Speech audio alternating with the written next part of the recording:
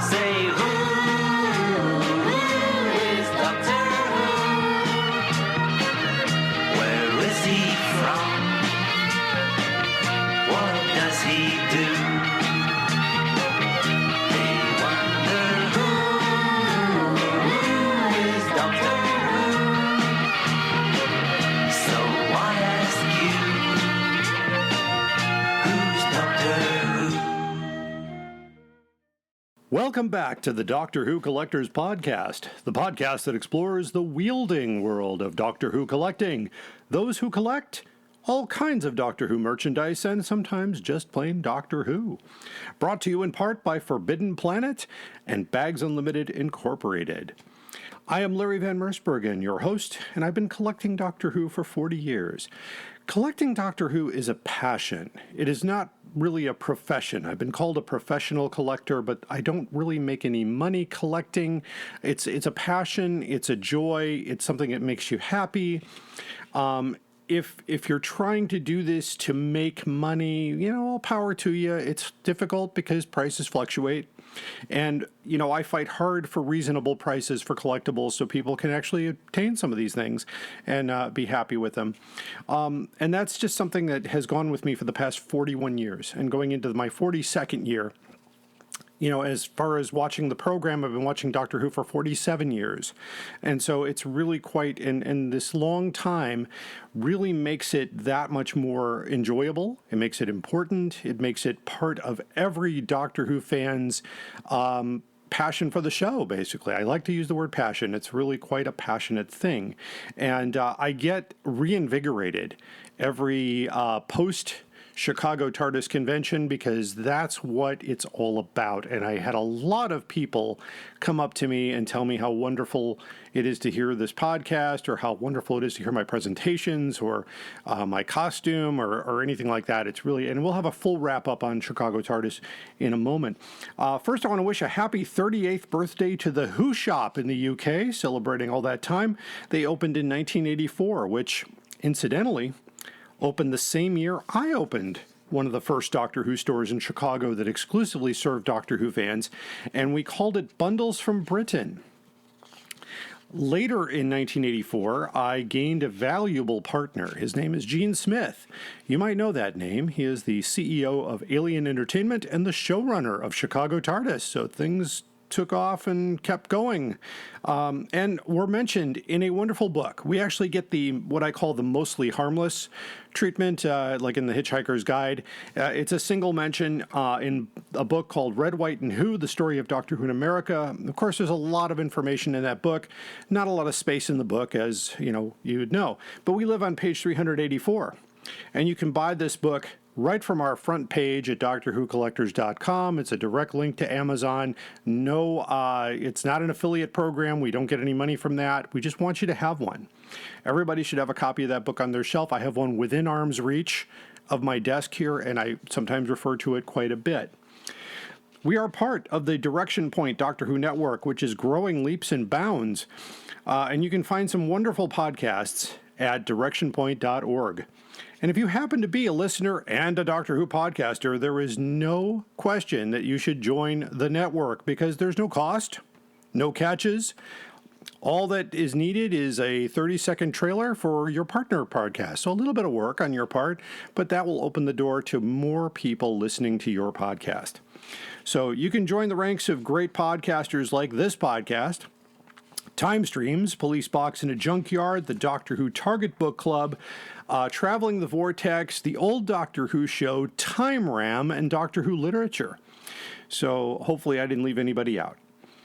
Speaking of links, of course, every episode I want to include these two links because every collector needs to have these on the top bar of your browser. And that is, first of all, the TARDIS Library at timelash.com. The TARDIS Library is a free place where you can sign up for a free account. No catches there. And you can keep track of your media collection with Doctor Who. It's a great place to create a list of things you want, too, including books, VHS tapes, beta tapes, Laserdiscs, Big Finish recordings, any kind of media. is located there. So unfortunately, not to keep track of your figurines or action figures or things like that. So that's not the place for that, but this is a really good place to start. Now, of course, if you need to do some research on some serious Doctor Who items or even not so serious Doctor Who items, there's a lot of great things out there. You need the complete index of Howe's Transcendental Toy Box, and you can reach that for free at doctorwhotoybox.co.uk, and that is curated by my good friend David J. Howe. And if you know that name, David J. Howe's name appears in a lot of Doctor Who. He's been around for quite some time, actually since the first time I saw his name in print in 1984. He has a vast collection of Doctor Who with a museum that's set to open very soon in his hometown. I hope to visit that one day. Of course, a copy of the Bundles from Britain 1986 catalog is in his collection. So, what a wonderful thing. If you're looking for great Doctor Who items at great prices, then look no further than DoctorWhoStore.com. It's in the name, DoctorWhoStore.com. It's owned by Alien Entertainment, and they are currently running a lot of sales on many various items. And if you happen to live in the Chicago suburbs, or at least the north and west suburbs, you can choose free pickup from store. And their wonderful store in Lombard, and now opening in Logan Square. So for your Chicago people, it's a little bit easier to get to Alien Entertainment. So you can find out more at alienentertainment.com for store locations and hours. And, I hope you visit. It's a wonderful place. And you can find great Doctor Who items at Forbidden Planet, one of our sponsors. Just visit our website and select Doctor Who merchandise links. And don't forget our own eBay store. We have lots of Target books and hardcovers and other items of value that we use the money there to pay our bills at the podcast. So take a look there, especially with the Christmas season upon us. In addition to all of our podcasts posted on our website, we have the complete guide to Doctor Who classic hardcover books. And of course, we do our series as part of this podcast, our series of coverage on those classic hardcovers and what they're worth and where they came from and a little story about each one. So just tune into that. We'll have our classic 1981 episode sometime in the new year. We list a lot of reprints that some people didn't even know existed, and I recently ran across a person who had another copy of the elusive third printing of Loch Ness Monster. So apparently that one got a lot of circulation, which is really interesting. Chicago Tardis 22 is now in the rearview mirror as of a week ago. And we're looking forward to the 60th anniversary celebration of Chicago Tardis 2023. I will be back at that conference, probably presenting many different things. Let me wrap up 2022. So what a great convention. It was a great weekend. For starters, I was wearing my Fifth Doctor costume, so got a lot of attention there. A lot of people stopped for photographs and wanted to ask about it and that kind of thing. I participated in the Chicago Tardis Masquerade as just not to compete, but just to be on stage and have a little fun. And you can see some of those pictures on the Facebook feeds of Chicago Tardis. And you can also see them on my own page at DoctorWhoCollectors.com or Instagram at DoctorWhoCollectors. So you can check that out. Got to talk to a lot of different Doctor Who people, including some Big Finish actors. Had some one-on-one time with Stephen Noonan, who's the first Doctor with Big Finish. He has agreed to be on the podcast. Had a wonderful, wonderful conversation with Daisy Ashford, and she is an amazing, amazing voice, an amazing person. I really felt drawn to her. She was really quite nice. And she, of course, has two Doctor Who star parents. Her mother being the late Carolyn John, and her father, Geoffrey Beavers, the dilapidated master from The Keeper of Traken. And it was just it'd be interesting to talk to her. Of course, I also spoke with the great Tim Traylor, who will be a guest on the podcast. He is confirmed for after the new year. He voices the Third Doctor and is actually going to be narrating the next audiobook, which is Planet of Evil. So it should be quite something. He's got a great voice, a great guy, just a great overall guy. Really enjoyed the fans. And, of course, had some time to spend with my good friend Lauren Cornelius, who plays Dodo Chaplet. And it was great to see her and spend some time with that folks. Also got to spend some time with Jason Haig-Ellery. He's the CEO of Big Finish. He and I connected together and has had some great conversations. He's just a wonderful guy, and we love seeing him at Chicago Tardis. The big names at Chicago Tardis, of course, had some time with Fraser Hines, of course, who sings our theme song. Just a wonderful fellow. Helped me out with a few things. Got to talk to him quite a bit. It was really nice. Also spent some one-on-one time with Wendy Padbury, and that was something because I got to talk to her and tell her about our Doctor Who podcast network, which was Direction Point, directly from the Crotons, which is one of my favorite stories. And she was just pleased that, I could quote anything from the Crotons off the top of my head. And she really was wonderful to talk to. We spent quite a bit of time at the meet and greet, mostly with her and Stephen Noonan at our table, but it was really quite nice. Also in attendance there was the Seventh Doctor himself, Sylvester McCoy. I thanked him for the message for our podcast, but he didn't remember. I know he does a lot of those things, so he said I'm glad to do it, and I don't remember it per se, but that's okay. We got him to sign a copy of the Doctor Who magazine I have, where it has him on the cover as the new Doctor from 1987. Also got to talk with Sophie Aldred. She was also in The Power of the Doctor with Sylvester, and I got a picture with her in her Ace jacket. It was really quite fun. She was really nice. Also, didn't get to talk much. I think she was a little shy, but the wonderful Sophia Miles, who played the Madame de Pompadour in the series, and she was very nice, very kind to her fans, but I think she was a little shy, and that's okay. Some of the Doctor Who actors are like that. But it was a lot of fun.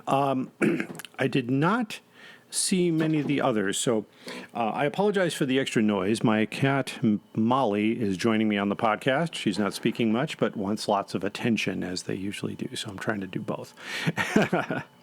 Anyway, it was a great convention. My talks went very well. The first thing I did was I did a session called Introduced by Howard De Silva, Early Doctor Who Viewing Experiences. It was well attended. And I got to show some video of the narrations and things like that. Excuse me. And it was quite nice. It was very wonderfully intended. My speaker on that was Stephen Warren Hill, who's the programming director at Chicago Tardis. He also was from my era of growing up with the series and had a lot of great things to say, including some information about the Howard De Silva introductions that were found in Red, White, and Who, which he was an author, by the way. So that was really nice. Of course, I also I did a guided discussion, a detailed guided discussion on Tomb of the Cybermen, and brought in the VHS copy, a DVD, a target, and a hardcover, and we gave away that target and the hardcover to 2 lucky people, so I hope you guys enjoy it. Thank you so much. We had our podcast banner up in the hallway, and it got a picture. Chicago Tardis took a picture of that and put it on their page, so thank you for that free advertising. I appreciate that a lot. On Saturday, the big day, Saturday memberships completely sold out. Completely sold out. So it was a big crowd. It was wonderful. And we did the Doctor Who Collectors Showcase, which had a full room. And even Stephen Warren Hill came in for a few minutes of that, and we showed off. And a special thank you to my assistant, Galen Jenkins, who helped me out with that. And it was quite nice to have a crowd of people that were like, wow, I've never seen that before. That was really something. Wow, never saw that up close before. And had a chance to really talk about items that are out there, and it's my new presentation for the year. So I'm hoping that more conventions will pick that up and let people see these things in my mobile museum here in the Midwest. So it's quite exciting. Plus, that was a very exciting time. My inflatable Dalek got a little attention because unfortunately there were no Daleks this year in Dalek Alley. It was quite disappointing, but I heard that the Dalek operators had all gotten sick. So an idea occurred to me. Maybe I should build a Dalek or get some help in building a Dalek. So if you'd like to help with that project, we would like to build a Dalek that we can take to Chicago Tardis and have everybody participate with and take pictures with. I'm not looking to make one where I can sit inside and drive it around. I just want to make a null Dalek that we can push around and have fun with. So I'm going to be starting either a crowdfunding or a Kickstarter or something like that real soon. So, a couple of dollars here and there, because it does cost a little bit to build the Dalek, and it takes a lot of time. So I know that's going to be something else. And if I can ask for anybody out there who's built a Dalek, to lend me your assistance. We did sign on to the Project Dalek Builder forum, and we got some important information there and some plans and part lists and things like that. So it would be helpful to kind of get into that, because I think there needs to be a Dalek at Chicago Tardis. I hope they come back next year for the 60th, but in case they don't, maybe I should bring one myself. But my inflatable Dalek got a lot of attention. In fact, I had to leave the collecting showcase quickly to go to my next panel, so I couldn't quite fully deflate him. So at one point, he was half deflated in the corner and got a photo with a meme, and then later somebody stuffed him into one of the panelist chairs, and he was sharing in the discussion. So it was really nice to see that. That was a lot of fun. And then Sunday, Saturday and Sunday, we spent some time in the Gaming Citadel, where I guided people through a game of War of the Daleks and the Doctor Who Monster board game from 1975, and that was very popular. It was a lot of fun to do, and nice to experience these vintage board games up close, and I hope to do that again. That was a lot of fun. So that was Chicago Tardis. It was a great time. It was a lot of fun. Got to meet a lot of new people. Got a lot of new requests on Facebook and Instagram for followers, and picked up all my cards were taken. All my all the people took pictures of the banner. So I welcome you all as listeners. If you're new to the podcast, thank you so much for being a part of this. That was so much fun. So keep ChicagoTardis.com in your bookmarks, and you will experience the best Doctor Who convention in the Midwest, gearing up for the 60th anniversary special at Chicago Tardis 2023. What else is going on? Well, I am pleased to announce that I am confirmed to be a guest at Consinity 2023, the Gathering of the Geeks, on Saturday, April 22nd from 10 a.m. to 10 p.m. at Dirks Hall at the Milwaukee School of Engineering. And my special thanks to Nick Seidler for that invitation. I guess it went well last year, and he wanted me to come back, so that was great. We have proposed, haven't heard back yet, but we have proposed Doctor Who Collectors Showcase for the C2E2 convention in Chicago. That's March 31st to April 2nd. So watch this space to see if that's going to happen at all. What's new in the collection? Yes, I did pick up a few things here and there, and I'm going to reach over and grab some things here. I did stop and picked up a few books to fill the gaps here. A few new adventure titles, including First Frontier, War Child, The Sword of Forever, and Zamper. All in pretty good condition. Zamper is in used red condition, which, is pretty good. I'm still looking to fill in those gaps. I got The Pirate Planet in paperback. That's a wonderful BBC Books. I have the hardcover, so it's nice to have the paperback. I got a copy of The Nightmare Fair in Target paperback. It's in mint condition. And it's wonderful. The missing episodes, the Celestial Toymaker, so really nice stuff. So it's really good. And I decided to pick up the 3 reprints of the Muller books. These are a lot thinner, with the original artwork on the covers and things like that. I didn't have a set of these, so I thought I'd do that. But it was really nice. I got a very nice item. This was interesting. By the way of David J. Howe and Fraser Hines being my delivery man here, I think I may have mentioned on a previous podcast, I bought an unbound proof of the Target book Gunfighters with all the editor's markings, signed by Donald Cotton. That's a great find. But the seller refused to ship it to the United States, so I arranged to have it sent to David J. Howe. I said I would pay you to ship it over, and he said, I'll just do one better. I'll give it to Fraser. And of course, Fraser was so curious what was in the package. I opened it up in front of him while he was having breakfast, and I showed him what it was, and he said, wow, that's really cool. So, it was really nice to have, it's great to have friends in Doctor Who were in Doctor Who, so that was really quite something. And I will have some pictures of that available soon. I'm still going through it carefully. I want to make sure it's still in good shape and all that stuff. But the seller did tell me that it was a hardcover proof, but it's not. It's actually the Target proof, and it shows that in the markings, especially when the Target library number was wrong and a few other things that were changed. So it was very interesting. I'm going to compare it to the Gunfighters Target book and see how that goes. So it's a good find. Proofs, unbound proofs, another element of Doctor Who collecting. I will do an episode on that when I get a chance in the new year. We've got busy schedule in the new year. I also now have a plunger to go with my Berwick Dalek play suit. Found an original Berwick plunger that matches the Dalek. So now all I need is an eye stalk and a gun, and that will be a complete item. I'm looking forward to that. I just got 2 copies of Doctor Who magazine issue 584 with David Tennant on the front, and it seems that already copies of that magazine with Jodie Whittaker on the front cover are going for thousands of dollars on eBay, because I've gotten some emails for the outrageous offer, but I'm waiting to see if I can still get it for cover price before I pursue that, because maybe they've sold out. I have no idea. We love talking to collectors, cosplayers, and anybody who participates in that area of Doctor Who. So you could share your story here. You can become a guest host. We'll turn over the microphone, or I will conduct an interview, whichever you prefer. Just email us at drwhocollectorspodcast@gmail.com.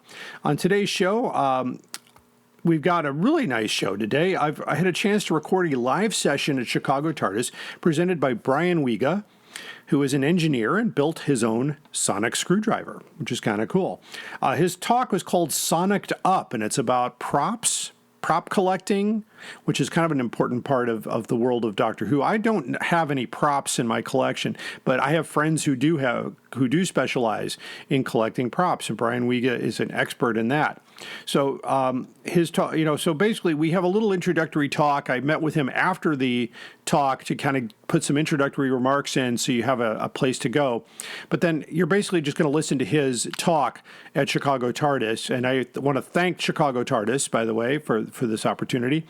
And all of the visuals that he's referring to will have links on our website at drwhocollectors.com. Just go to this episode, and all those links will be posted with this episode. So you won't be left out, because I know it's hard to, when you're listening to this and go, hey, take a look at this. I can't. It's a podcast. And there's no video to go with this for Patreon. So we're just going to do this episode as it is. I want to thank, by the way, speaking of Patreon, I want to thank our patrons. Anybody who supports us on Patreon at this $15 level gets access to all of our additional media, including special videos we do just for those folks, and video copies of the interviews we do with our celebrities, such as David J. House, A.D. Miller, Lauren Cornelius, and including the ones coming down the road with Stephen Noonan, Andrew Skilleter, Tasha Achilleos. We got a lot of great people coming up. So just go to patreon.com/Doctor Who Collectors Podcast for more information. You can also support us at Podbean. So you just go to drwhocollectors.podbean.com, click Become a Patron, and you can give us $1 or $10, whatever you like to help us out with. We are still finally finishing off our fundraiser for Doctor Who legend Peter Purves, who I'm pleased to say I will get booked sometime in the new year to be our guest for a 30-minute talk. He played Stephen Taylor with the First Doctor, and we're going to talk not just about merchandise from that era, we're going to talk about his career and his work on Doctor Who, and give you just that perspective from someone who was a companion in the early days of Doctor Who. And he was actually a companion with William Russell for the first for part of the chase. And of course, William Russell just turned 98. I would love to get him, but I imagine that would cost me a little bit more than what we're raising for Mr. Purves. So he'll be my highest ranking guest, so I'm really pleased to get that. So if you'd like to help us out, finish off this donation, just go to our website at drwhocollectors.com, click Donate, enter Peter Purves in the message, and you will be added to the list of sponsors. Our theme song is Who's Doctor Who, composed by Barry Mason and Les Reed, performed by Fraser Hines. And it's just a wonderful song that Mason and Reed wrote. They also wrote many other hits, including It's Not Unusual for Tom Jones. So Led Zeppelin's Jimmy Page plays guitar on it, which is pretty cool. So check that out. You can hear the whole song on YouTube. It's, I believe, in the public domain these days. So I've tried to reach out to the publishers, but the publishers are not available. So I don't know who owns it now. So we haven't been copyright strike. We got no copyright strikes on YouTube for this theme song yet. So we'll wait and see. If we do, we'll reach out and see if we can work out a permissions deal. Anyway, hopefully you got to meet Fraser at Chicago Tardis. I spent a lot of time with Fraser. He's a great guy. I call him a friend. He's a good guy. You can hear this podcast, of course, anywhere you get your podcasts. You're listening to it, so you already have it. But tell your friends. Amazon Music, YouTube, Audible, Podchaser, Podtail, Podbean, and many other providers have this, including Google and things like that. So we are a Direction Point Network podcast, directionpoint.org. After a quick break, where you can hear more about some of our great podcasts, we will have our collection protection main story and today's most outrageous offer. Stay tuned. Hi, I'm Rupert Booth. I am known as Paul Ferry. And my name is Barry Williams. Together, we host Time Ram. Time Ram's a cruel mistress. It's a random number generator. That also. We roll a number from 1 to 13, and that's our doctor. Then 1 to 300 for the story, and then we ram them together. Even if it doesn't make sense. Cruel, I tell you. Time Ram, putting the wrong doctors in the wrong stories, so you don't have to. You're listening to the Doctor Who Collectors Podcast.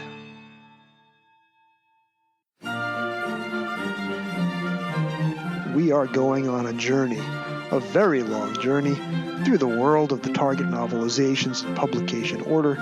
Every week, we are looking at a new book, talking about Terrence Dicks, Malcolm Hulke, and all our Doctor Who novelization friends. Whatever you do, keep turning the pages. This is Jason Miller of the Doctor Who Literature Podcast, a member of the Direction Point Podcast Network, and you are listening to the Doctor Who Collectors Podcast. Keep collecting. Are you ready to travel through time with us? Then check out Traveling the Vortex, a Doctor Who podcast.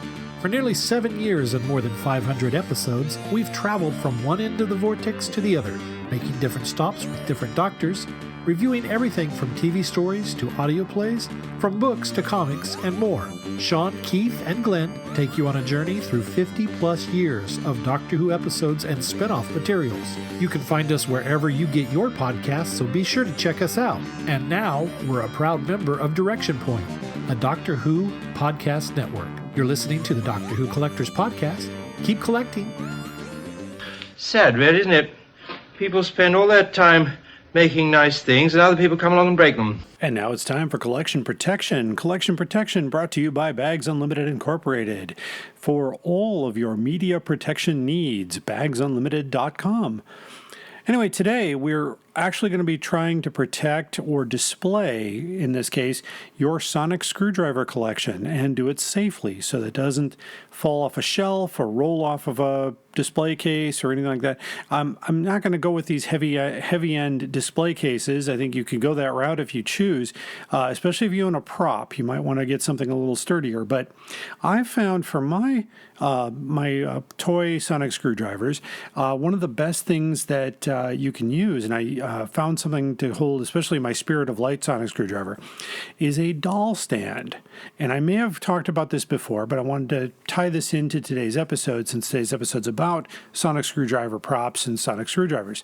So the sonic screwdrivers are really a lot of fun, but I can recommend a company here. It's called AliExpress, or ALI Express, altogether.com, and they sell every variety of doll stands. Now, in addition to sonic screwdrivers, you can use these to hold your action figures, your Doctor Who figurines, or your plastic mold figures, or anything that, you know, needs to be stood up that doesn't normally stand up by itself. And it really does keep it protected. It's got a plastic base with a support knob at the top that you wrap around the top. And they're very inexpensive. I mean, for some of these, they're as low as a penny a piece up to $11.23, depending on what you're buying and what size you need. You can measure your sonic screwdriver and then get the exact thing you need there. You may also find these same stands on Amazon.com, although I found those to be a little more expensive and the same product. So they are neither company is a sponsor. So I want to just point that out. So there's a lot of different ways. Of course, if you want to go heavy duty on that, you can find some crystal cases and things like IKEA has things like that, or any collection store that deals with collection of sports memorabilia or anything like that, and you can go custom to do that. So I'm not an expert on prop collecting, but I know somebody who is. So that's how that goes. Anyway, so today's collection protection: how to display your sonic screwdrivers or your action figures or anything that needs help standing up. AliExpress.com, AliExpress.com. That's my recommendation for today. You have been listening to Collection Protection. Stay tuned. Hi, I'm Juliet. And I'm Nathan. Experience Doctor Who from the very beginning through a classic fan's eyes. And through the eyes of a new Who fan. Reminisce and relive those classic moments with Nathan as he offers fun insight. Or experience them for the first time with Juliet as she dwells on social issues, history, fashion, and the size of a flashlight. We're the Time Streams podcast. Find us on Spotify, Stitcher, or Apple Podcasts. You're listening to the Doctor Who Collectors Podcast. Keep collecting. Hello, fellow time travelers, and welcome to the Doctor Who Target Book Club podcast, the only podcast to discuss, in story order, all the Doctor Who novelizations. My name is Tony Whitt, and every 2 weeks or so, I'm joined by a 2 to 3 person discussion panel, including our so-called expert who's been a Who fan since 1979. That would be me. We also get the views of intermediate, casual, and novice fans who either have never seen the show or who have never read these books until these podcasts, including Dalton Hughes and Alison Seyfried. You can find us on iTunes, Stitcher, or wherever you find good podcasts, or even ones like ours. You're listening to the Doctor Who Collectors Podcast on the Direction Point Podcast Network. Keep collecting. Up there is the scanner, those are the doors, that is a chair with a panda on it. Sheer poetry, dear boy. And now it's time for the main story on the Doctor Who Collectors Podcast. We're going to be catching up with Brian Uiga at Chicago Tardis. We recorded his Sonicked Up panel live. And just to kind of introduce you to what you're about to hear, I'm here with Brian Uiga. Brian, welcome to the podcast. Thanks, Larry. I've been enjoying your deep dives into the dusty corners of fandom, and you know, it's delightful getting lost in the weeds of all the little variations of bits and pieces, because I do that with the sonic screwdriver props, like with the kind of group of nerds that I run with. We're trying to help, like Nick Robatto and various things like that, to try and get all the details exactly right. And Brian Terranova, whose collection of ebooks I use extensively in the panel, he's a madman. He's he can track which pieces on which sonic screwdriver go here or there based on the location of the set screws, and knowing what order stories were filmed in, so you can track damage based on filming order and things like that. And so it's a delight. It's a delight getting lost in the weeds, just as long as you don't actually get lost there. Right. No, and it's a lot of fun to do, and thank you so much for your kind words. I know a lot of collectors want to get into the world of prop collecting, and that's something you're going to hear in this live recording that's coming up. Any initial introductory thoughts here on this area in prop collecting and looking what to look for? Yeah, I mean, so my background is that the sonic, I think I mentioned this in the panel, just very, very truncated, is that I became an engineer because of the sonic screwdriver. Because in the 90s, I could get any kind of Star Trek toy I wanted, and then I saw this amazing steampunk, romantic film with Paul McGann that was exciting, and it was weird, and it was British, and then I immediately went out and I wanted to get Doctor Who toys. I wanted a sonic screwdriver, and there weren't any available, so I had to learn how to build things to make my own. And then I started getting more and more sophisticated. I got the technical manual. I ended up building a complete TARDIS toolkit out of just junk. But granted, that's what they made the original out of. Right. And that kind of that sort of foundation was right when I was finishing up high school. And at the end of high school, I'd been doing community theater, and I kind of rolled that all together in a unlicensed episode of Mystery Science Theater that I created with a bunch of the theater kids. So we turned my garage into the satellite of love. Oh, that's great. And I built all the puppets and things. And then I went off to school and I became an engineer. And now that sort of interest in theatrical and fiction combined with the engineering is now my career, which is... we design motion picture film scanners, these sort of very sophisticated optic/robotic systems that deal with sort of priceless original copies of film they're literally decomposing. I mean, some of these are so volatile they have to be stored in nitrogen environments, like if you're welding, and it's delightful because these machines are used to preserve and save the master copy of amazing movies like the first science fiction film ever made by Georges Méliès. And we were building one thing, and the customer completely freaked me out by bringing the Kubrick's original hand-cut negative of 2001: A Space Odyssey to try the machine out, and it was brand new. I'm like, don't you have anything cheaper? Yeah. But, I bit my tongue, and they liked it, and so now, anything... A lot of things that you'll see digitally on iTunes or things like that have been upscaled are on my machines. That's a great feather in my cap. I wanted to go into special effects, but now I'm really happy kind of preserving the history of film. And, not just movies, but things like newsreels. Sure. And there's a lot of impetus to save historical photographs, but not a lot of impetus to save historical newsreels. And it's the same thing. You really can't tell where you've been unless you actually save the photographs. You can even the terrible stuff, even the horrendously racist past that we have in film. If you can't save it, you're whitewashing over it, and you're doomed to repeat the mistakes. So the sonic screwdriver, this sort of magic wand, multi-tool that could do anything, turned into engineering, which is also in its own way this sort of magical multi-tool that can create anything and do anything. And it's I'm just delighted to be a real-life Swiss Army knife, sonic screwdriver, what have you.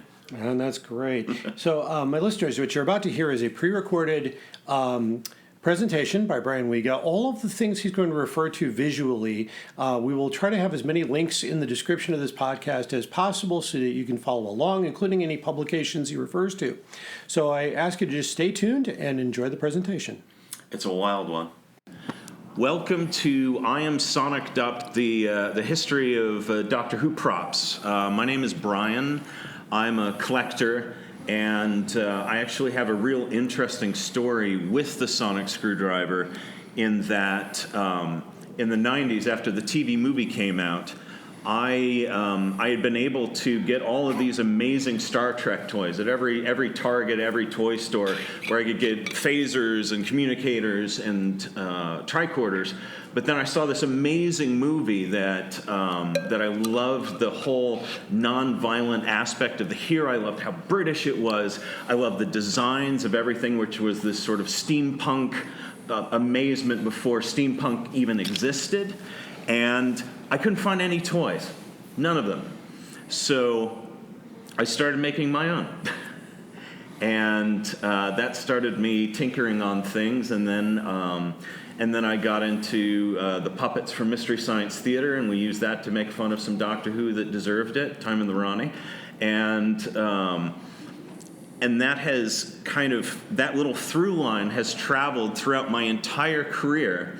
And now I'm the head of engineering at a robotics company that designs motion picture film scanners that are used to save every vintage movie that you've probably ever seen. They're used all over the world. So like Warner Brothers, everything that Warner Brothers has put up that was before 2000, so all the Batman movies, all the really fun stuff, that's two guys in one of our scanners saving those prints and making them available for streaming. And, a couple other feathers in my cap. 2001: A Space Odyssey was restored on one of our scanners. The world's first science fiction movie, An Earth to the Moon, in 1899 was done on one of our scanners. So it all comes back to this amazing fictional device that originally was a throwaway plot gag in Fury from the Deep to tie into something 6 episodes later, or 5. And so this is a quote from Stephen Moffat that really struck with me, and one of the reasons why I just love these tools so much, which is the Doctor's a different kind of hero. They didn't give him a gun. They gave him a screwdriver to fix things. And they didn't give him a tank or a warship or an X-Wing fighter. They gave him a call box where people could call for help. And then they didn't give him a superpower like a freeze ray or pointy ears, but they gave him 2 hearts. And so the sonic screwdriver to me is a huge part of why the show is so wholesome and so British and such kind of silly sci-fi, because the sonic screwdriver doesn't work at all. It's a flashlight, just like all of your toys. It's always been a flashlight, except for a bit in the 70s when they used a couple of props they stole from Jerry Anderson. We'll get through that. So I wanted to walk these things around because I'm going to be talking about props a lot, and there's sort of the 2 different variations of props that they use on set. So there are the hero ones, which are used for all of the close-up shots, and then look nice, and they get photographed when they're making all the toys and things like that. And then there are the stunt props, which are either something that's just used in the background, or it's something that's made out of foam rubber that's in a fight scene. So they're going to fight with a book, but they don't want to damage the people who are fighting, and so they make a foam rubber book. So I wanted to show you. I brought 2 actual props used on Doctor Who. Joe, do you think you could help me out with something real quick?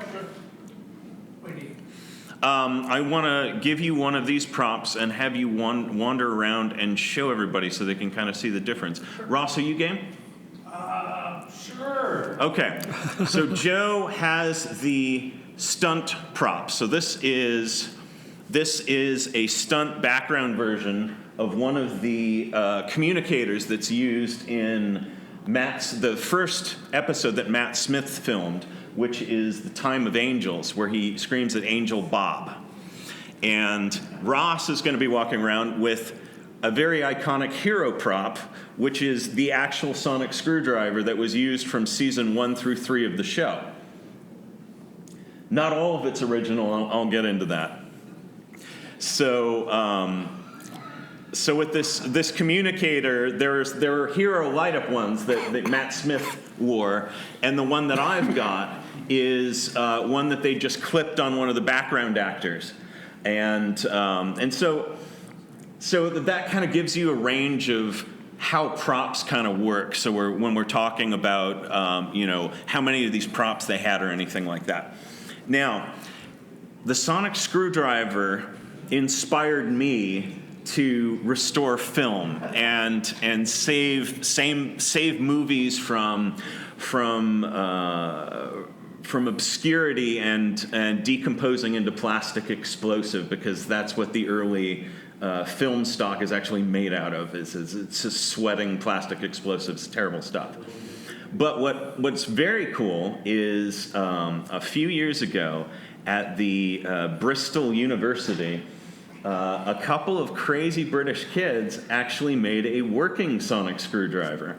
And I just wanted to show you. It's not quite what you see on screen. This is just a very quick video.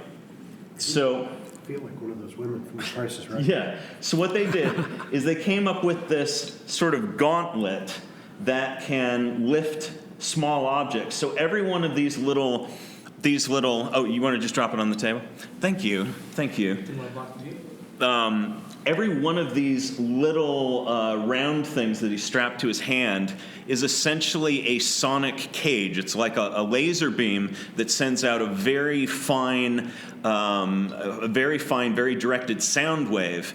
And because you've got an array like this, it effectively becomes a cage. So what it can do is it can take a very lightweight object like this little dot you're seeing right there, and it can levitate it. And it's like, okay. So this is actually something that's very useful because it's very similar to like those toys where you see where like a TARDIS is held between two magnets and you can spin it. But there are a lot of very dangerous materials that you can't use magnetic fields on. So like uranium or various other types of waste or things, very exotic materials that you would, say, create in a particle accelerator. And you can't touch these, and you can't manipulate them by normal means. And so what they've done is they've created a gauntlet that you can grab. You can hold the little devices with a cage of sound waves and move them around. Now, here it is. Here's the sonic screwdriver, although I would call it a sonic cone. So what it is, it's a bowl-shaped device with all of these little sonic laser beams, and it creates a cage that will hold the device. But because it's a bowl and it's in a round shape, they could do something really amazing, which is they can set it, and you can push a button, and it's rotating in one direction, and then you can pulse it in another direction, and it'll rotate in the other direction. And so, as of 2016, a sonic screwdriver actually exists. Granted, it's made out of tinfoil, but you can actually pick up devices, very light things that are dangerous, and you can spin them using sonic beams, which I think is very cool. So that's the real sonic screwdriver. So you can see just a still from the photo. So the way this thing worked is you have this sort of bowl shape of all these little sonic laser beams that are holding it up, and they're pulsing, and they're just holding the thing in place. And like an electric motor, if you take that pulsing force and you rotate it, what it will effectively do is it will do little micro pushes of whatever the device, whatever you're holding, and it'll move it in either direction. So that's a real sonic screwdriver. That's a lot of really, really intense tech. And now I'm going to tell you about how cheap the BBC was. So because I was told that this panel was going on while I was at the airport, I'm relying a lot on my friend Brian Terranova's ebook that's available at this site, Kasterborous. He's done one about the classic series sonic screwdriver and one about the Tennant-era sonic screwdriver, which we're going to be going through. And then there's some very fun little details from the person who actually built them, which is Nick Robatto at Robatto Props for the 11s, the 12s, and the 13s. Brian, just to give him a little bit of background, Brian is a part of a little team of extreme sonic nerds like myself who have been doing a lot of the research on these vintage props to help Nick make the most accurate copies ever made. And so we've been tracking all kinds of sonic nonsense, and now we're very invested in these little flashlights. So you guys ready? This is from a missing episode. This is the first sonic screwdriver ever made. It only exists in telesnaps. It only exists in telesnaps, but it was this little object they held on top of this bolt, and the bolt came up. And that was just a throwaway script gag, because the villain of this, 5 episodes later, is this seaweed monster that they find can be scared away by sound waves. And so there's this little throwaway scene at the very beginning of the show where Patrick Troughton says, "Oh yeah, I know about sound waves. Here's a sonic screwdriver. Look at what it can do." And then 5 episodes later, he rigs together a very large sonic device that takes the seaweed monster and chases it away. And originally, at least according to the script writer, it was going to be a pen light, like this, just a 1960s pen light. And then they dropped it in the box. So what they did is they yanked something off of Victoria's life vest. And I'm pleased to show you the world's first sonic screwdriver. It's a life vest whistle. And so you can actually see here in this shot, Patrick Troughton is about to christen the most famous fictional tool in history, and it's a life whistle. But then, they got the prop back together, and they used a pen light again, which we're not sure because nobody ever saw the pen light that they dropped in there. It's probably really similar to the one they used later, but who knows? So after that, you had a pen light. It was used in one intermediate story as sort of a hollow tube that had a firework in it so he could cut a hole in a wall. But then in the war games, he uses this style of pen light. This is actually a modern replica because the originals, now that it's been found out what it is, they go for hundreds, thousands of dollars. Ridiculous.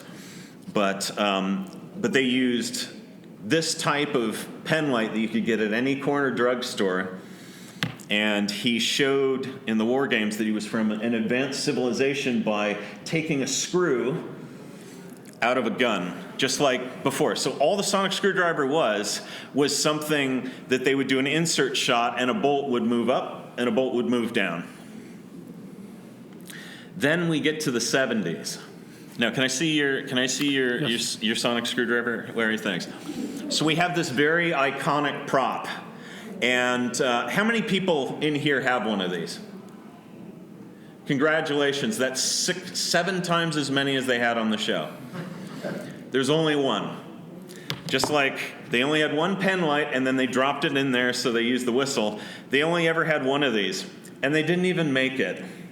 So in the 70s, the early 70s, when the Gary Anderson puppet animation shows were kind of ramping down, the Doctor Who production office bought all of their stuff. And so, like, a lot of the Tom Baker era spaceships that you see are Jerry Anderson models that they've, like, hacked in half and, like, glued back together haphazardly. And the special effects guys at the time just wondered why they didn't keep the old ones, because they look so much better. So the sonic screwdriver was 2 props. One, there was a saboteur who had this sort of futuristic handle that you would use for sabotage. And so he was nefarious, you can tell because he's got black gloves. And he was nefariously disconnecting wires in Thunderbirds or Go. And then the top was a microphone for a puppet from Captain Scarlet and the Mysterions. And then they wanted to use a sonic screwdriver again because they wanted to be able to open a door without a lock-picking sequence. So they made the first sonic screwdriver. And I believe the first time that it actually went out was the Sea Devils, where they took the original sort of spirally paint on it and they added a whole bunch of other colors so it was nice and bright and 70s and had that kind of aesthetic. But they actually just used the handle a couple episodes earlier in filming time in Colony in Space, where it's used as a futuristic handcuff lock. And if you've ever been wondering what this slot is for on the side, whether it's some sort of futuristic thing, it's because either the Doctor Who production office or somebody else put a belt clip on the saboteur handle, and then Doctor Who took it off. And that's it. For from 1973 to 1980, one prop. In season 10, they took all the guff off and they screwed a magnet to the back. And I've talked to Matt Irvine, who is the one that he's in charge of the canine props, and he's the one who screwed the magnet onto the back, and that's his claim to fame with the sonic screwdriver. But if you watch, because if you watch show by show in filming order, you can just see the thing get beat up more and more, and every single piece of damage just continues. And the funny thing is, if you watch for it in the classic series, the head never quite stayed on. So there are lots and lots of episodes, like Tom Baker's first one, it fell off in his pocket. Then he put it back on. Then, in things like Genesis of the Daleks or the Hand of Fear, it's hanging out on the little wire that was on the original microphone. And that's it. Technically, they had two, because they blew up one that looked like it had been made out of cardboard. And that sonic screwdriver, they wrote it out because classic Doctor Who has a very long pace, and they'd run out of stuff to do if they didn't have to have lock-picking sequences. So they wrote it out. Mm-hmm. And apparently it was stolen from John Nathan Turner's desk. So out there is the original sonic screwdriver, but it's well known that it's been stolen. So it's going to be like some of those Picassos where you'll never see it again, or the Aston Martin from Goldfinger. For the TV movie, what the guys did is they're like, well, okay, Doctor Who has a sonic screwdriver. So they made one, and then they decided they wanted it to collapse down to fit in a pocket. So they made one.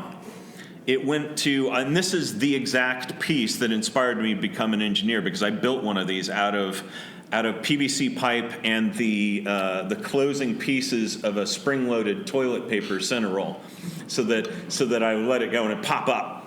It's the coolest thing ever. I wish I kept it. And so they only had one, and it went up to auction, and I was willing to hawk my car for it, but somebody wanted it just a little bit more than I did. So I ended up with the next best thing, which was the next one they used on screen. So now we're going to get into the... anybody have any questions about the classic Sonics or BBC cheapness yet before I dive into the really bougie, high-powered BBC series, the new one started by Russell T Davies, where they had two. They had two sonic screwdrivers. One of them, originally they had two. They were built by a company called Aztec Models, and they were held together with super glue and really, really difficult to deal with. But one of them, you could pull the head out, and that's the one that I kept the middle of. And then there was, and just so, this is about prop collecting. So how do I know that this is the original one, when I was given the body? Because they never repainted it. The BBC was so cheap, they never repainted it. So if you look, every single crack in it in my piece, matches the original publicity photo of the thing from 2004. And every one of the modern scratches just lines up with this close-up from Human Nature, where the prop had seen better days. You can actually tell the head's on crooked. It's being held on by hot glue. And so right after that, they finally built some more. But I'm going to get into the other one. So mine was sort of the hero prop for quite a few of the series, but you couldn't. You had to cut the camera and then pull the head out, so do the extending action that later on you were just able to do with your thumb. So it was more fun for the actor. So they had another one of these static props. As far as we can tell, the head didn't even come out. It was just like the solid one. And it was called the Cream Aztec because instead of kind of a grayish paint, it had kind of a cream paint. They were kind of working out what the finishes were going to be on the TARDIS console that they were matching, and these two kind of came out different. And so they only used this in the first filming block, and it shows up half dozen times on screen. Then they took it, and you can see there's this micro switch, and they're like, well, we need to make the micro switch move up and down. So they cut a giant ugly channel in it so that they could move the micro switch up and down. But then this prop you could only use from one side because if it was pointing in the wrong way, you just see this big ugly channel that they didn't want to see. So that was in series 1 and 2, while my prop, the gray Aztec prop, was being used as sort of the hero close-up prop whenever you needed to see the whole body. This one was sort of the close-up prop that the actor could turn the light on and then extend at the same time. And they're like, well, that's pretty ugly. So in season 3, when they were starting to revamp the props, they took the same body, the same heads, the same electronics, the same everything. They filled in this giant channel with putty. They cut a tiny slider on the other side, and they made kind of the prototype for what we consider the modern David Tennant Sonic. And then they took my body and discarded it and used the end caps. They used the end caps on this guy, the second one that was the cream one, and then they cut it and put 2 different sliders in it. They used that on one of the new props they made in season 4, and then mine, they took it off and they put it on the one that David Tennant kept. So we matched up by where all these little characteristic nicks were, that it's the one from my props. So these end caps are fakes, and they always will be because David Tennant's never going to give up the bits of his Sonic. So there were 2. They used them for filming in Series 4. One of them they made look real nice, and that's the one that David Tennant kept. And if any of you have the Wand Company TV remotes, that's the Sonic, the 10th Doctor Sonic screwdriver. It's actually scanned from the original prop, even to the point where they couldn't figure out how to do the paint. So what they did is they molded a piece of plastic that has every single crack matching David Tennant's Sonic, which is super fun. So if you have one of those, it's really close to an original prop. The other one, when they were finishing up, they made a nice one for David Tennant. The other one they covered in goo for the 11th hour, and it completely fell apart. And that's what it's like today. And it's owned by a private collector who doesn't want anybody to know he has it, which more power to him. That's it. So what we had, Doctor Who, this big budget new thing, they had 2 Sonics. They had this one that they changed a whole bunch of times. They had mine, which they didn't. Then they took the end bits off of it, and they made 2 Tennant props, these 2, the one that David kept and then the one that they gooped up.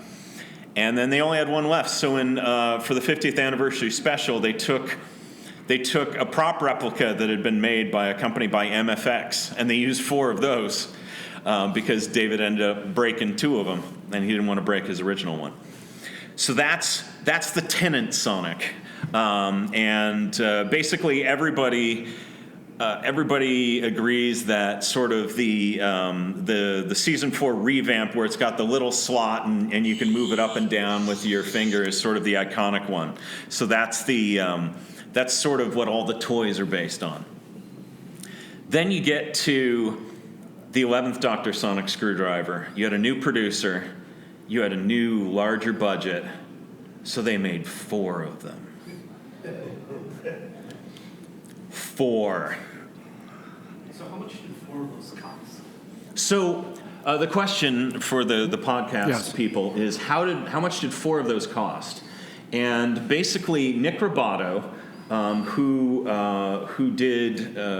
who did the revamp of the Tennant Sonic for Series 4, which is why it looked a lot better. And then he's made from scratch every single Sonic that's been on the show since the revamp. Since the Masters Laser. So he built the 11s, he built the 12s, he built the 13s, and I don't have exact.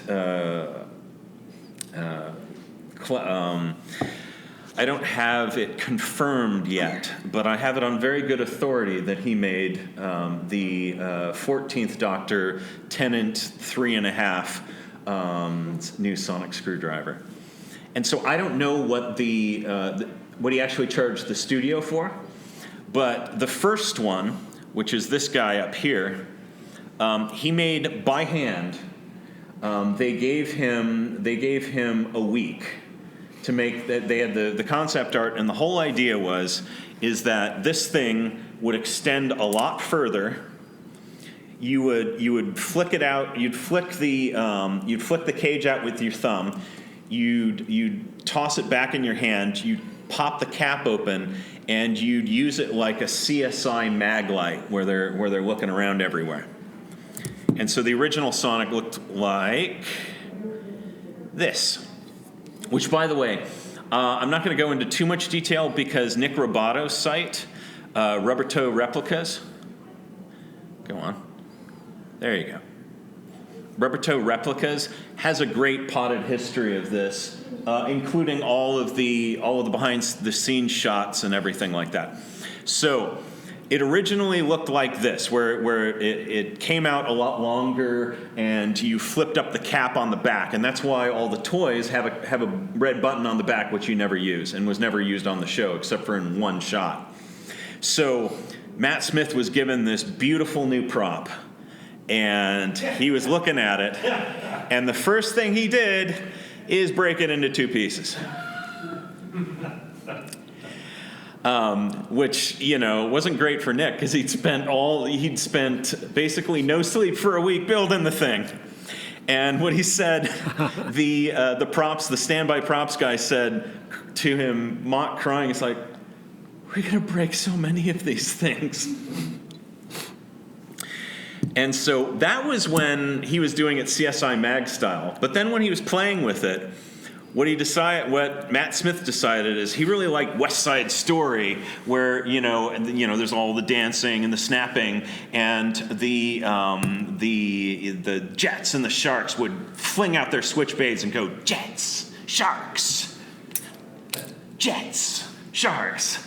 And so Nick had to completely rebuild these things. So instead of it being like a mag light, it could stand to be tossed like this, and abused. And so there's a convention story where it has been told that Matt Smith basically broke one of these on set almost every day of filming. And so at one point they had screwed some shut, and so all of that. But do any of you have a toy of this? It's completely screen accurate to a couple of scenes where they, whenever they needed to throw the Sonic around, they used the toy. They painted it a little bit, and they did a little bit of filler putty. So by the time Matt Smith was done, they had cut one of the original four Sonics up to make a Sonic cane, and then there'd been some that are broken, and then Matt Smith got one that was nice, and there was one surviving.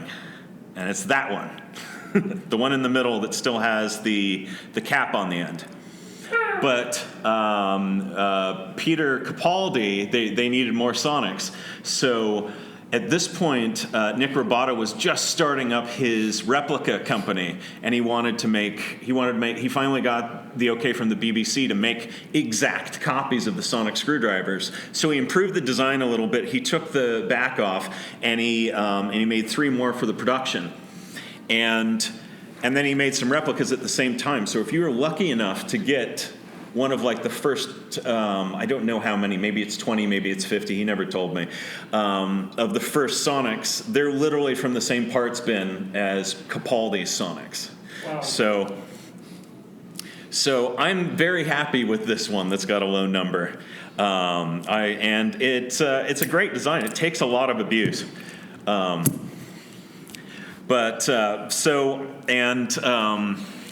There's a little Easter egg. You guys notice this green little bulb on the end? Yeah. Remember that. It comes in handy later. So then Nick Robatto started making the others, and he had his replica business up and running, and things were pretty easy. So like he made the 12. And again, on his website, he's got a great kind of history showing the concept art and everything that he made. And he made the first one by hand, then he made a bunch for the production and made some replicas at the same time. So if you're lucky enough to get some of the early ones, there you go. Same parts bin. And he worked really closely with character options on this. So, I said, if you've got an 11 Sonic, you're real lucky. It's what was used on screen. If you've got a 12 Sonic, you're also lucky because they use stunt ones on screen. So there's like one in Oxygen that a robot guy crushes. That was one of the toys. There was one that he pops in half and uses as a pen in World Enough in Time. I believe that's the name of it. The one with the creepy Cyberman with flesh hands.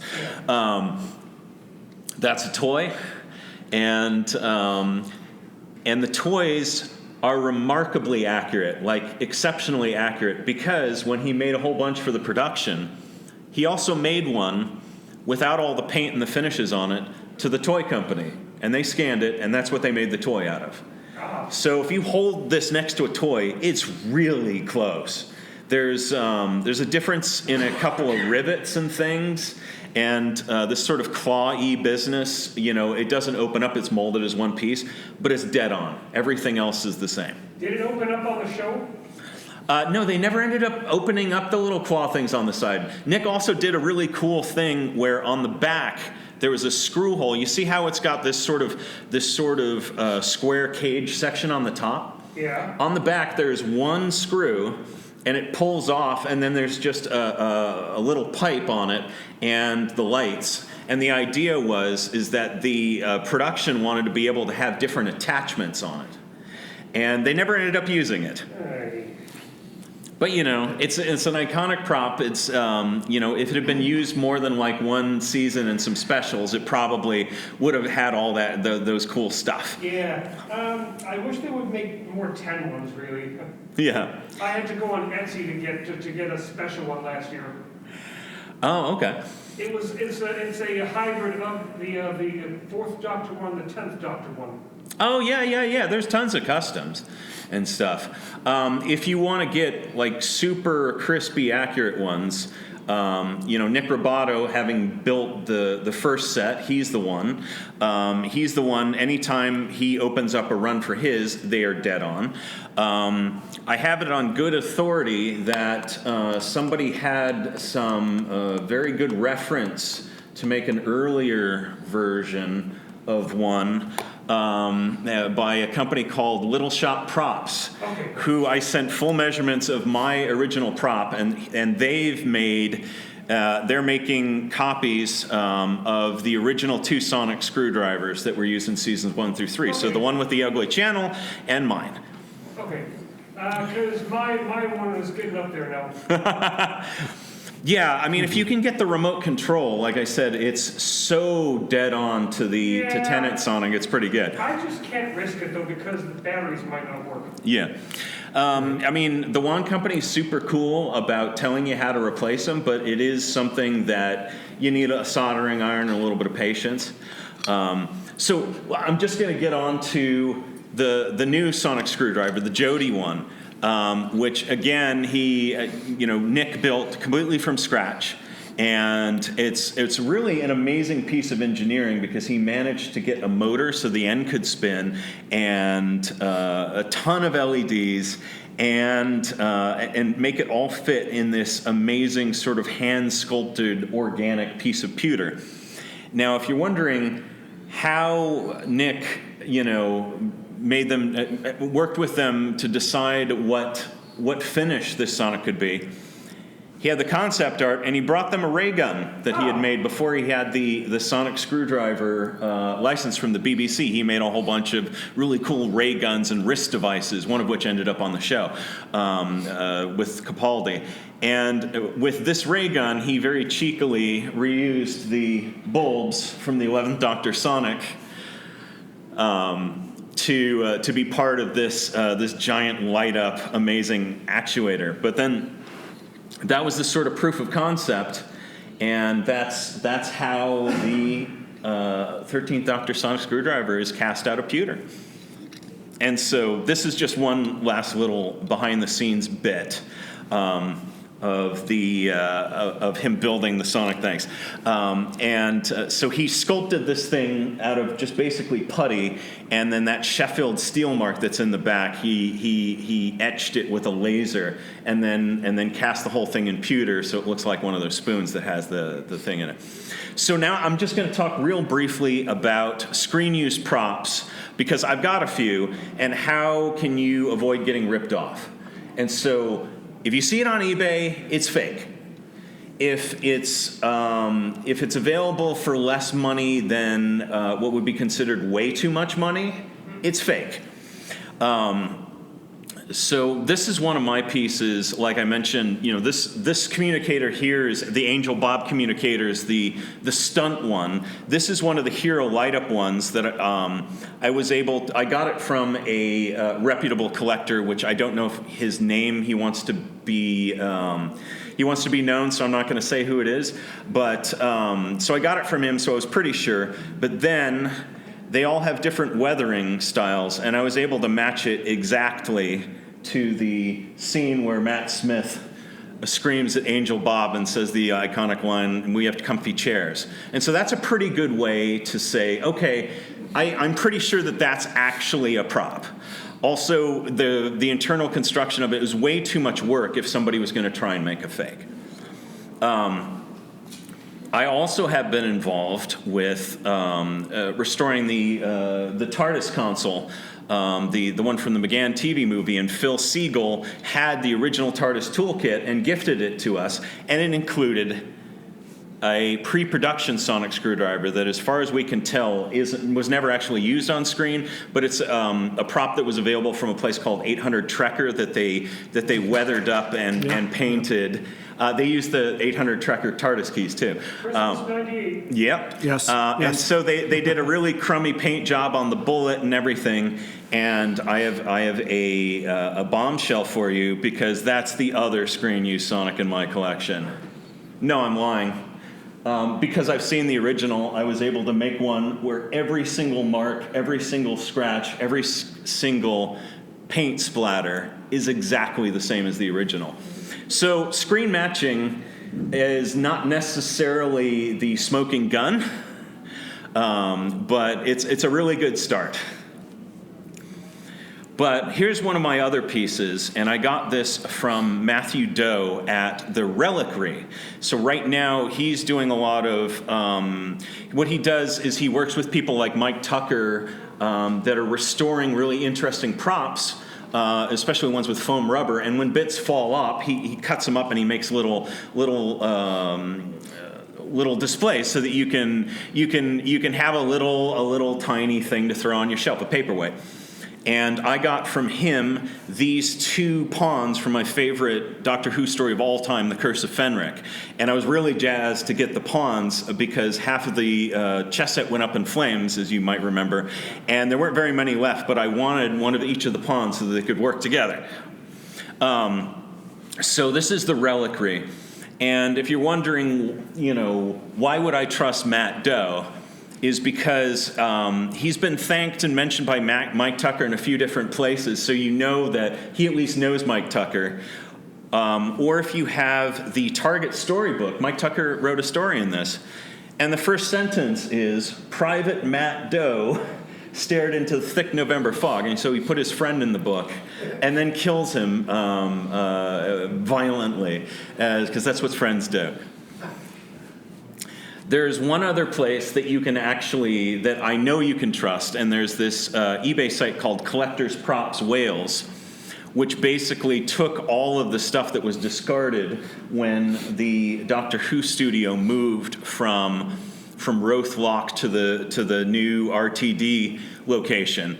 And so they have a whole bunch of pieces. Some of them are iconic, some of them aren't. But as you can see, the prices are like, oh wow, that's way too much money, which means that it's an actual prop. So like, for example, here we've got, for 200 pounds, you can get one of the emoji discs that was stuck onto people's backs from Smile. And next to it, you can get one of the lights that was from the Dalek spaceship in Revolution of the Daleks, which I bought one of these because it turns out they reuse these, and it's exactly what my favorite companion, Ace, blew up in the Centenary Special. She strapped her new Nitro 9 to a couple of these, so I just had to get one. So that's a potted history of props. And the story is, fictional devices are magic. The BBC is very cheap. Scientists have made amazing things based on the sonic screwdriver anyway. And if you want to get Doctor Who props, don't get ripped off. A big thank you to my guest, Brian Uiga here, the Doctor Who Collectors Podcast, main story for props and the history of the sonic screwdriver. So I thank you for being here. And we're live at Chicago Tardis, so thank you all for being here. And I know Brian will be around if you have specific one-on-one questions that you want to I'm happy. You could see, like, I could talk about this stuff for hours, and I hope it wasn't too dry, but it was the stuff that I find really interesting. I found it riveting, actually. Yeah, very, and I'll be around. I'll always have the Screen Use Sonic on me, so if you see me, feel free to just ask nicely for a selfie. Wash your hands first, please. We have hand sanitizer. And it'll all be good. Now, does anybody have any questions about sonic screwdrivers or Doctor Who props? We've got a couple minutes before a panel comes in that you really should hang out for, because we had an amazing queer panel about gender in Doctor Who in here before, and then we're going to have an amazing panel afterwards, a roundtable discussion about LGBT representation in Doctor Who and how much it means to so many people. And the producer of the documentary that I'm in, where the story of why I was inspired by the sonic screwdriver to do all this stuff with film restoration, is one of the stories in this show called Indoctrinated, which we're having a preview tomorrow at 3 o'clock in the main ballroom. So much fun, and you can hear him talk even more than you have today. Yeah, but not as dry. They edited me. And so I talk about how amazing it is to have these fictional devices that inspire everything I do technically, and how amazing it is. And then we have a scientist, Sarah Roberts, who's talking about how the companions in Doctor Who, these amazing scientists that went on these amazing adventures, could, how much good they could do. And now she's a climate scientist, finding safe groundwater in the desert, Lawrence of Arabia, Mad Max, finding the survival of the human race, which makes me feel a little small in comparison. And then we have Lee Hurtado, who has sadly passed away, but Doctor Who was a very large part of the comfort that he had at the end of his life. And then he also took Doctor Who and his passion about Doctor Who and was instrumental in a theme park that is fully wheelchair accessible, so wheelchair kids could get on every single ride. And I just think that's the coolest thing ever. So I've got a time for maybe 2 deep dive nerd questions if anybody wants to know any more about Sonics. Yes?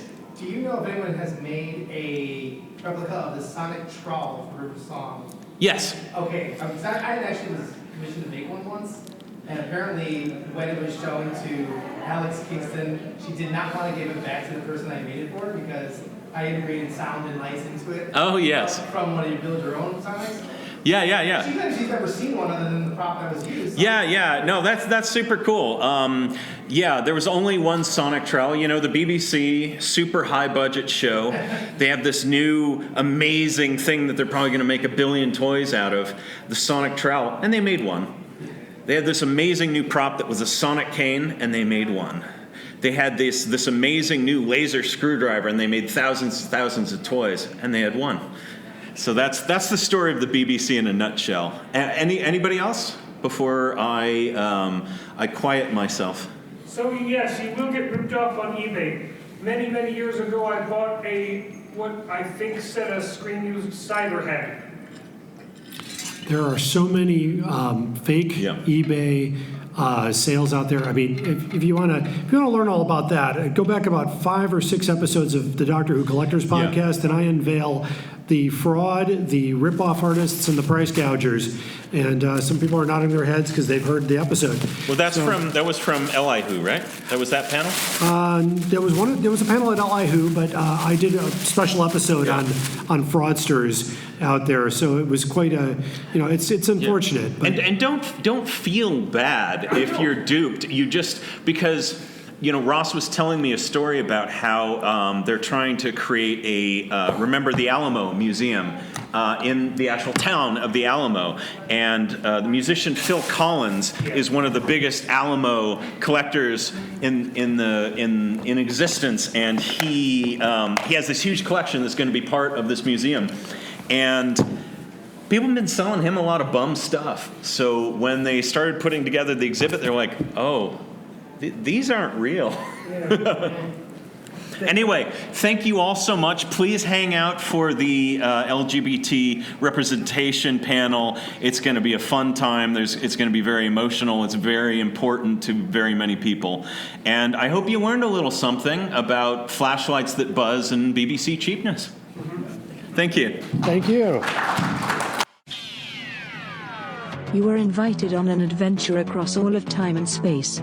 In a completely random order. It's the Police Box in the Junkyard podcast. Jump in the TARDIS with your hosts, Eric Gulbranson, Asad Kheshki, and Matthew Kressel. Explore Doctor Who TV stories, audio adventures, and books, both novels and non-fiction.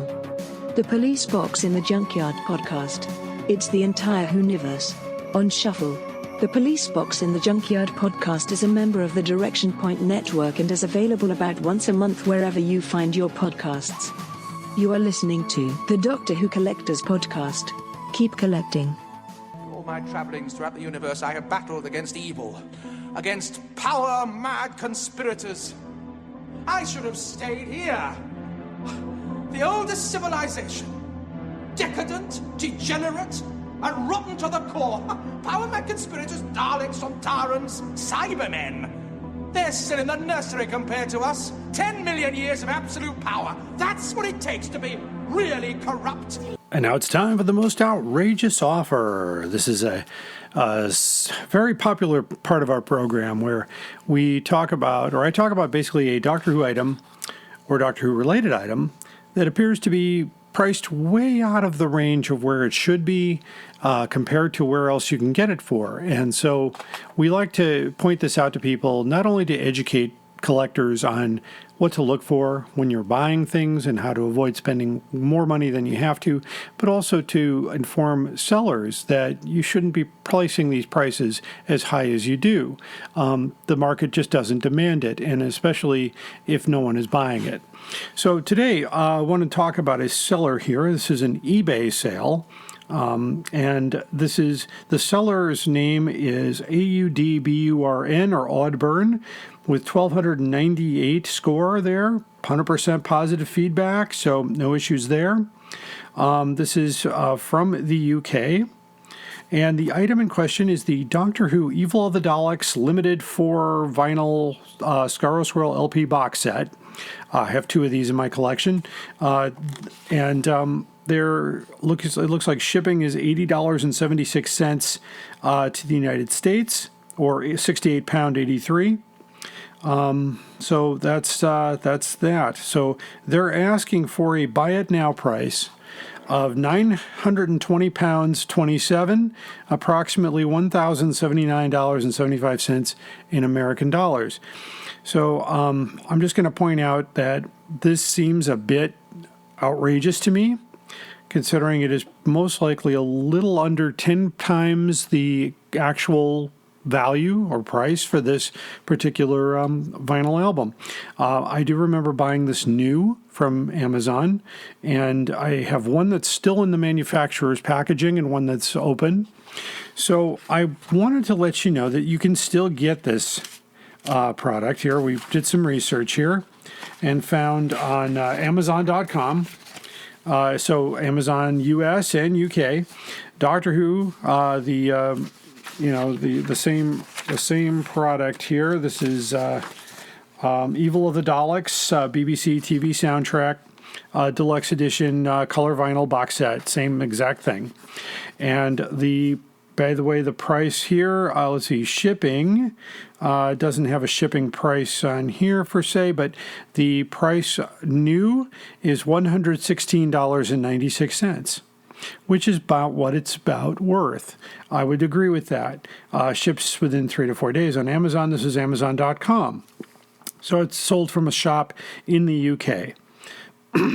So, and it includes free shipping. Oh, free shipping. Yeah, there you go, free shipping. So $116.96 for free shipping. So there you go. And by the way, just so you know, you can also get the Daleks Master Plan original vinyl for $125 on Amazon. So there's no reason to pay $1,000 for this set. Just not worth it.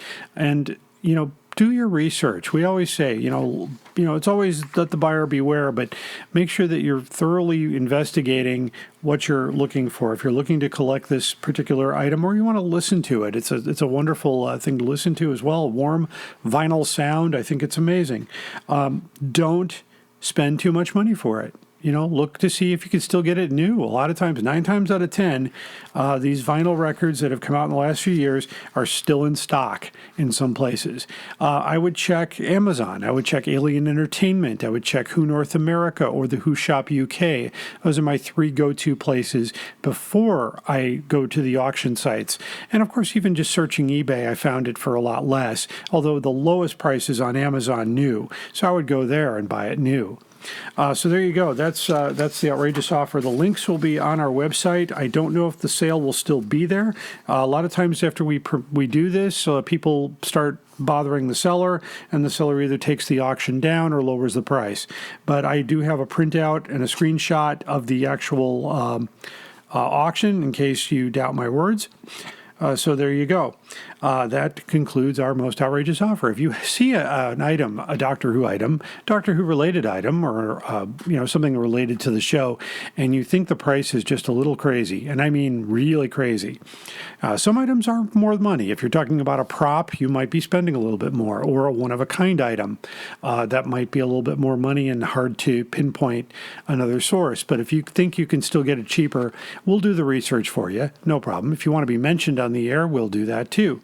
The person that sent this here asked to be anonymous, so we're going to respect that. And that's, I get a lot of these.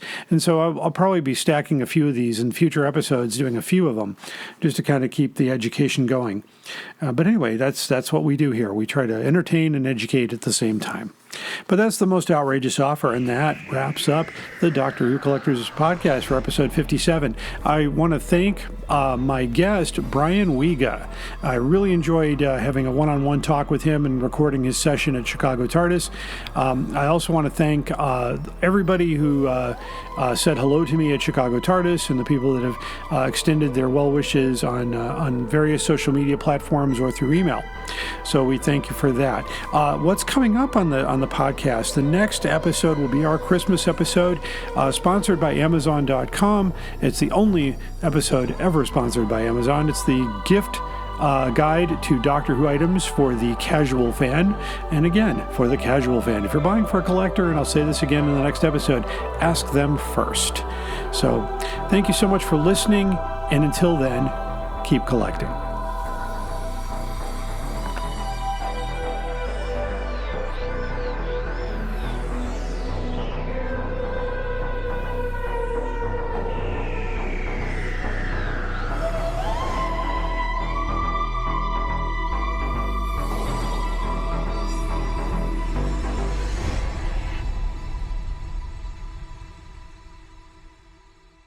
Direction point! Direction point! A Doctor Who podcast network.